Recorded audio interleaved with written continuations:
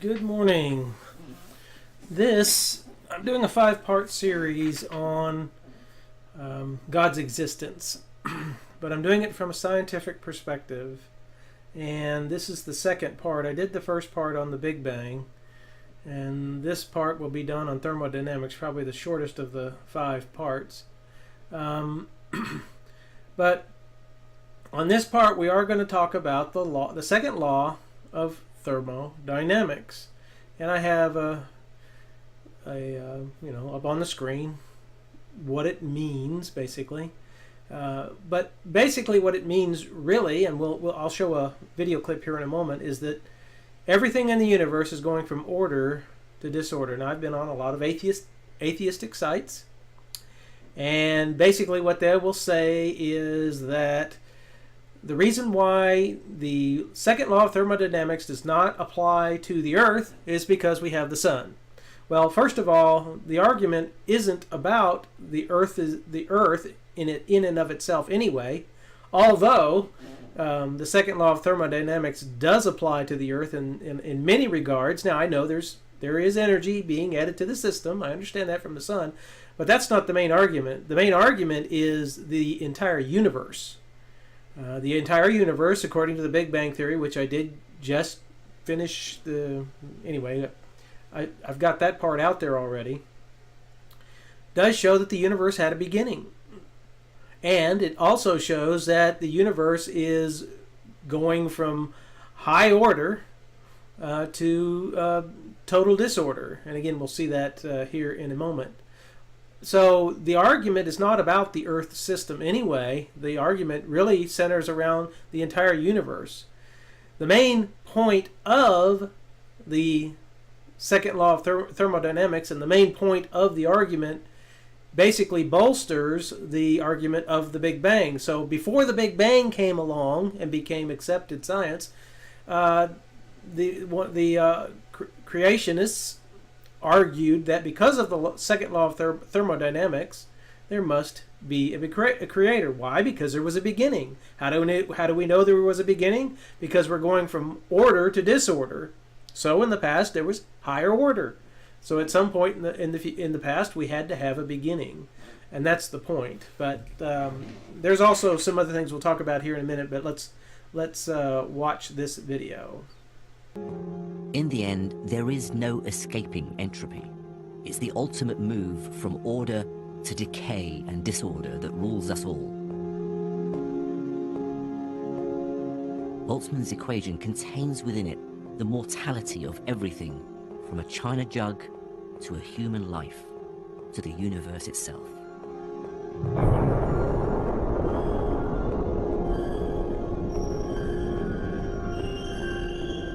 The process of change and degradation is unavoidable.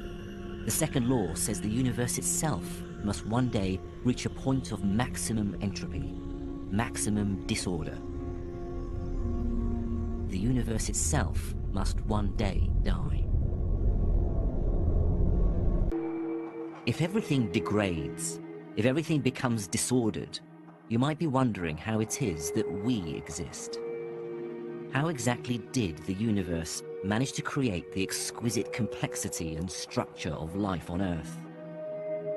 Contrary to what you might think, it's precisely because of the second law that all this exists.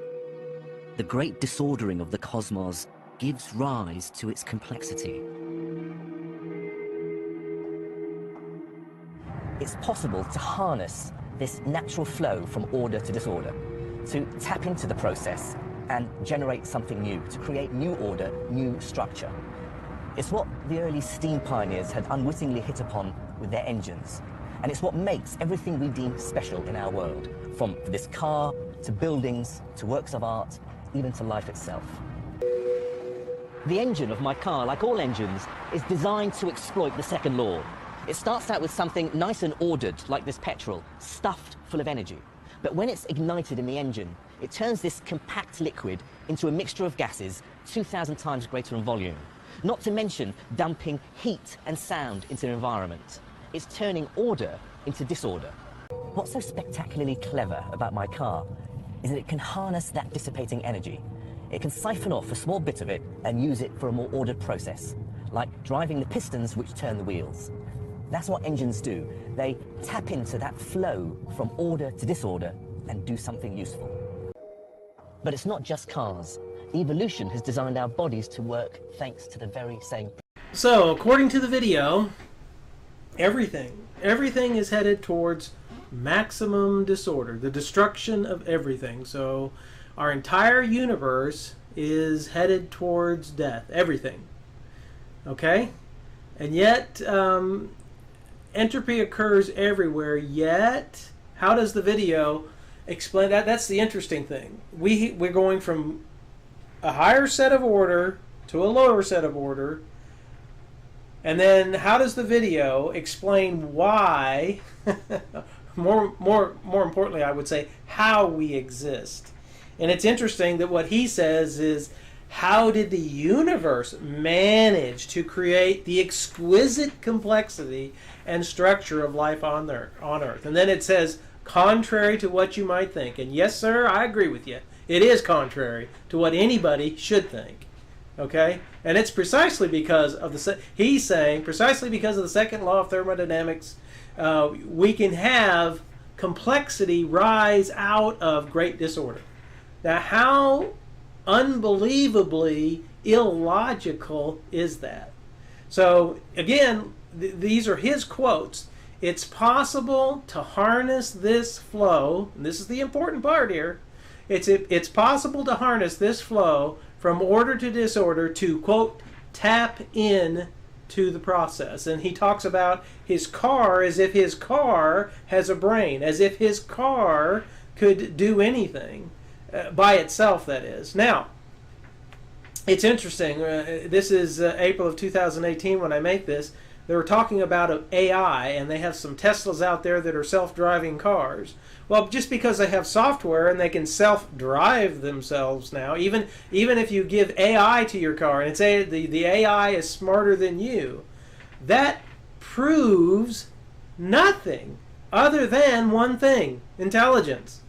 Now, if you listen to the video very closely, pick out his examples, okay, and tell me what's wrong with them. He talked about steam engines, and he talked about cars, and he talked about buildings, and he talked about works of art. And then last but not least, he included life itself. But he's talking to as if these things, steam engines, cars, buildings, works of art, and life itself, had a mind, a will, and an emotion of their own. And that's the way he talked about them. He talked about them in the third person, again, especially his car. That's what engines do. That's what my car does. That's what it's capable of doing. Okay? So, implications of entropy for the evolutionary theory. Logic. How do highly complex systems arise today? How did they come? Brain or no brain? Answer. How do highly complex systems arise today? Logic.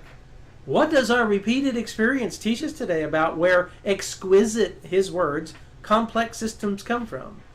So if I use the video clip's own logic, what gives rise to steam engines? Brain or no brain? What gives rise to cars? What gives rise to buildings? What gives rise to works of art, and by implication, life itself? See, he put life in this list. I didn't put life in this list. He did.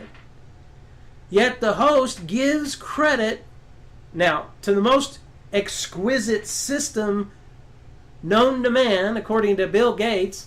DNA is the most complicated software in the known universe, and yet that doesn't even account for epigenetics. Epigenetics has 100 to 200 times more information than the DNA strand does itself.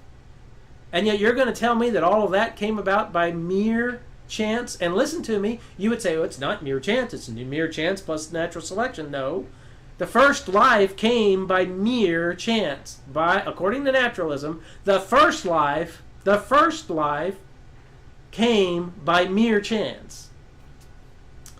It boggles my mind why and how people are convinced to throw out logic when it comes to a biological system and you assume that a universe, a purely physical thing with no brain, is responsible for everything irrespective of a brain. And yet today, not in Darwin's day, they had no clue what life was like. In Darwin's day, they thought it could be just a simple collection of chemicals.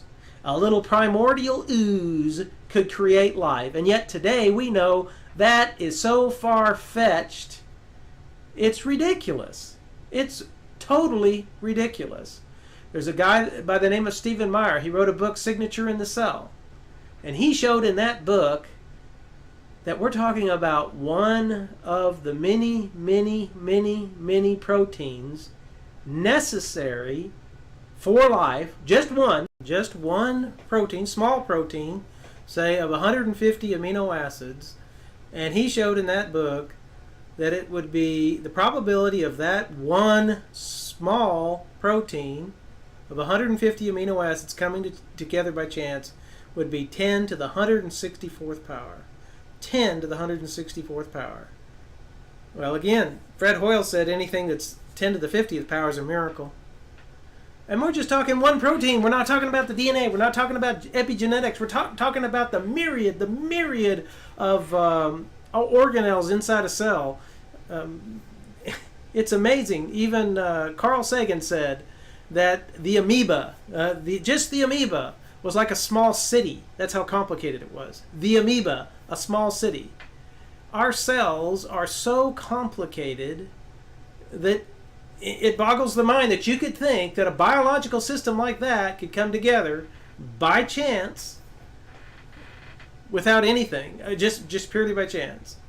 So, I ask you, what's more complex, a steam engine or a biological system? And by the way, where did the steam engine come from? So why then do we say, why did the host say, the host said this, contrary to what you might think? Well, of course, it is contrary to what anybody would think naturally, and it makes sense. Occam's razor. Which explanation is the simplest? The physical universe through unguided natural causes created everything, no brain, or in the beginning, God?